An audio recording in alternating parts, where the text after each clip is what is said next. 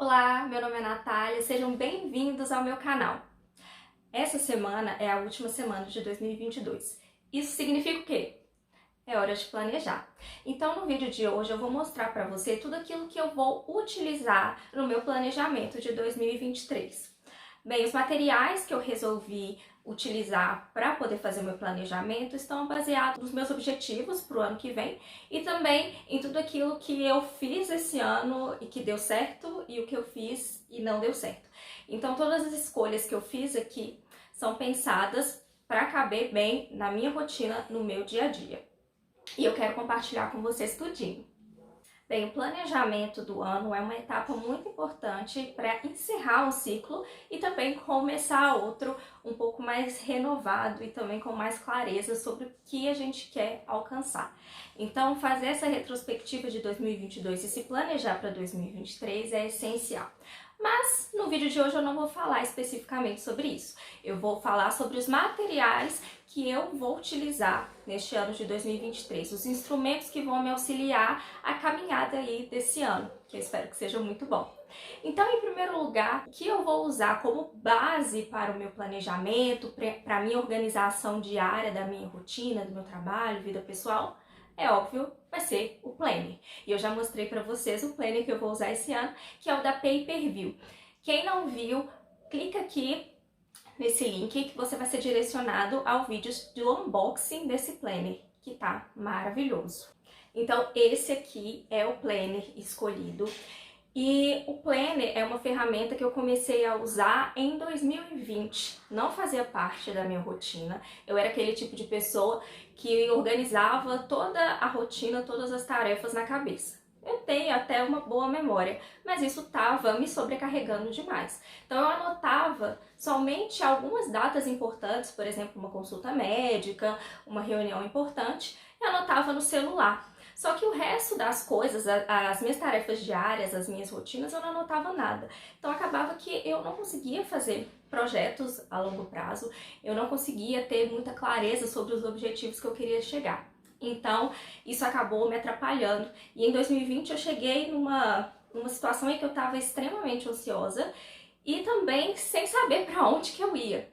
Então eu comecei a usar um planner. O primeiro planner que eu usei foi um bem simples da Tilibra, que apesar de ser simples, ele é maravilhoso e cumpriu muito bem a tarefa. Só que eu acabei virando uma pessoa viciadíssima em planner, não consigo viver sem. Então eu escolhi, para mim, a melhor opção do mercado, que é o da Pay-Per-View. Ele é simplesmente maravilhoso. E esse ano a Pay-Per-View, ela me entregou não só um planner, que é esse Daily Planner, que é o planner normal, mas ela também me deu o Smart Planner, que é a versão pequena do planner.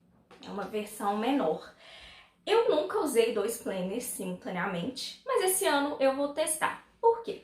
Ano passado não, né? Esse ano 2022, eu usei um planner só e eu fiquei com esse aqui, o Daily Planner. E assim, ele é maravilhoso, ele cumpre muito bem com o que eu precisava, tem muitas coisas extras que são interessantes pra gente poder refletir sobre a nossa vida. Porém, o que aconteceu foi que esse planner aqui é muito grande. E ele fica difícil de carregar na bolsa porque, além de ocupar muito espaço, ele é muito pesado. E assim, durante o início do ano não foi um grande problema porque eu estava trabalhando mais em home office. Eu sou advogada e a maior parte das coisas, das minhas tarefas são em casa, então sem problemas. Só que na metade do ano pra cá, eu voltei para a universidade, eu sou professora também, e eu passei a ter que fazer coisas fora de casa. As aulas são presenciais, temos reuniões presenciais, e temos também o núcleo de práticas jurídicas, então acaba que eu não conseguia ficar só em casa. E isso me atrapalhou bastante. Então, esse ano eu vou utilizar sim os dois planners, vou ver se eu vou conseguir me adaptar a usar esses dois.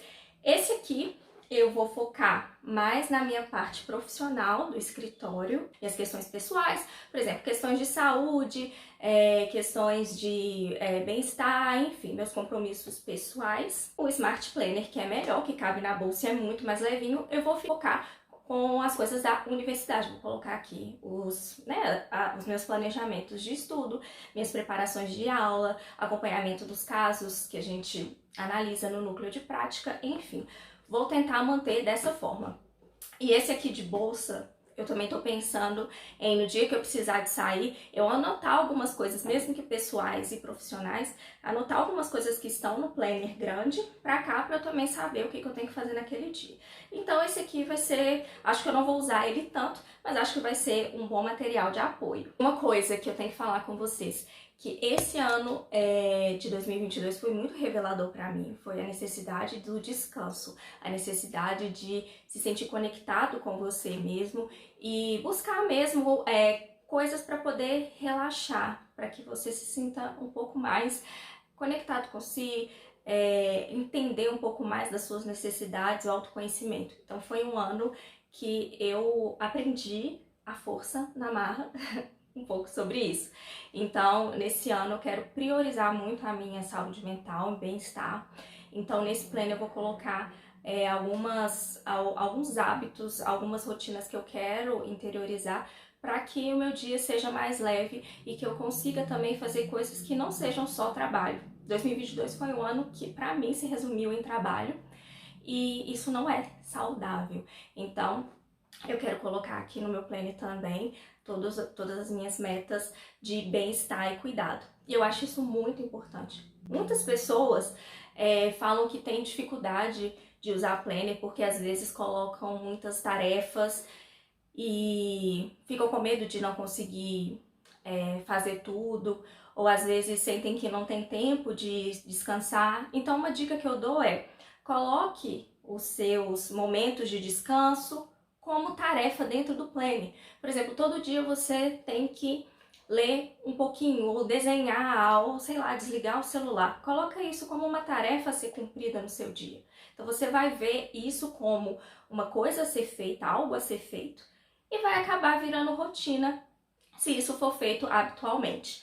Depois eu posso fazer um vídeo falando um pouco mais sobre esses hábitos e rotinas que eu aprendi e eu compartilho melhor com vocês. Outro material que eu quero utilizar como planejamento no ano que vem é esse Daily Planner, que é o planner de finanças da Pay-Per-View. Ele traz aqui, chama Focus Planner.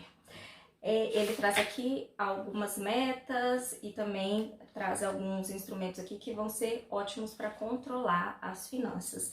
Esse ano de 2022 não foi um ano muito legal financeiramente falando.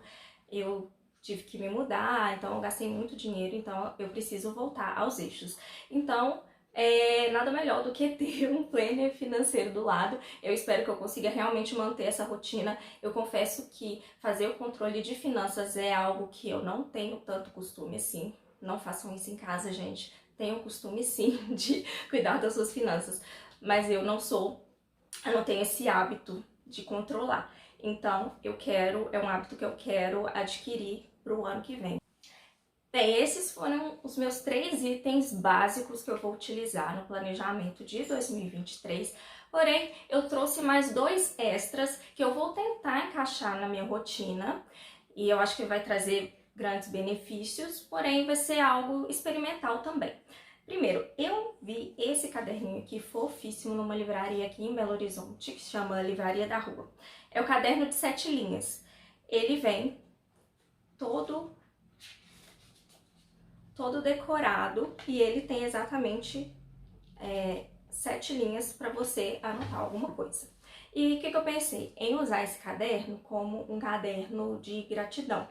Então, todos os dias, ou ao acordar ou ao dormir, eu quero escrever 7 coisas pelas quais eu sou grata. Ou 7 pensamentos que vierem na minha cabeça. Acho que isso vai ser interessante para poder me conectar mais comigo mesma e entender também os meus processos. Então é algo que eu realmente quero colocar na minha rotina e vejo que muitas pessoas que fazem falam dos benefícios. Então eu vou testar e vou contar para vocês se eu me adaptei e se foi bom ou não a minha rotina. E por fim, sim, tem mais uma coisa.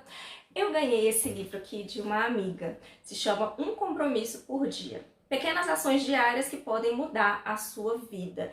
Esse livro aqui é um livro interativo que tem 365 atividades para você fazer, uma por dia.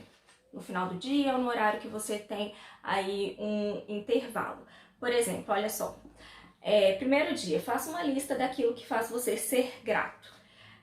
E E o livro vai, assim, todo dia um compromisso diferente até chegar no 365.